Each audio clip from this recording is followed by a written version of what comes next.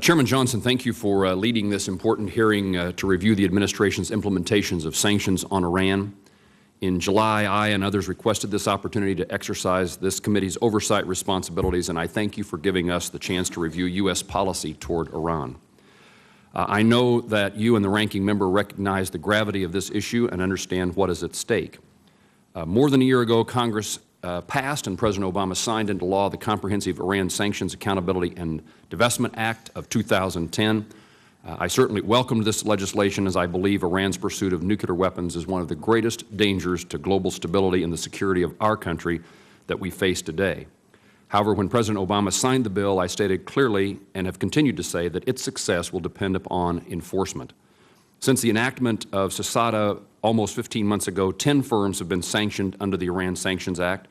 These sanctions and the threat of others have yet to achieve the fundamental goal, which is to compel Iran to change its behavior and abandon its pursuit of nuclear weapons. On September 2nd, the International Atomic Energy Agency released its latest report on Iran's nuclear program.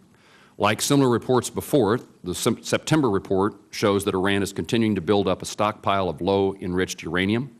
Since the May IAEA report, Iran has produced additional low-enriched uranium, bringing its total stockpile to more than 4,500 kilograms. On top of that, Iran continues to increase the amount of uranium enriched to a level of 20%. Enriching uranium to a level of 20% represents 85 to 90% of the work needed to reach weapons-grade fuel. All told, Iran possesses enough enriched uranium that upon further processing could fuel 3 nuclear bombs. Last month, IAEA's report also indicates that Iran is moving production of uranium enriched to a level of 20% to a military facility buried underneath a mountain. And in June, Iran said it would triple its production of higher enriched uranium. If all of this was not alarming enough, concerns about the possibility of military dimensions of nuclear program, including activities related to the development of a nuclear payload for a missile, remain unresolved, according to IAEA. Clearly, more must be done to pressure Iran to change course, and we cannot afford further delay. On September 30th of 2010, the United States made its first sanction determination under the Iran Sanctions Act. While one firm was sanctioned that day, 4 energy companies were deemed eligible by the administration to avoid sanctions by pledging to end their business in Iran.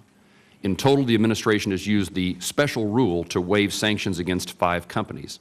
I would expect the witnesses to present evidence that those firms have indeed done what they said they were going to do, ended all business in Iran.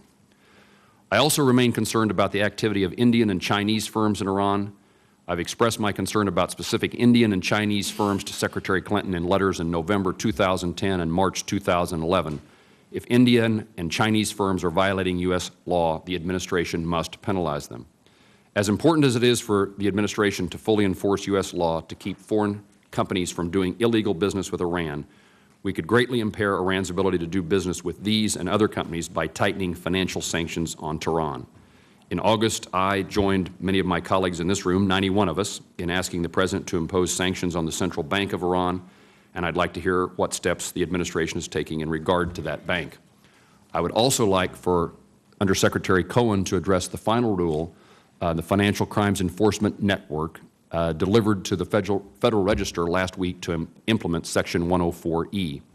I'm hopeful that Undersecretary Cohen will explain how this provision will work in practice and inform the committee about the number of foreign banks he believes may be engaged in sanctionable activity.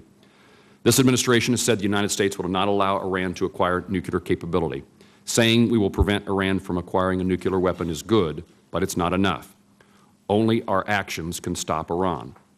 Sanctions have been the primary tool the United States has used to try to convince Iran to change its behavior.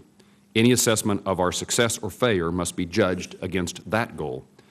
When held to this metric, it is most certain that we have not yet succeeded. I look forward to hearing from the witnesses. I thank them for their work and endeavors in regard to making our country safe, and working with them and my colleagues to see that this administration has every tool it needs to stop Iran from all the tools that Congress has given it from being implemented fully. And I thank the Chairman.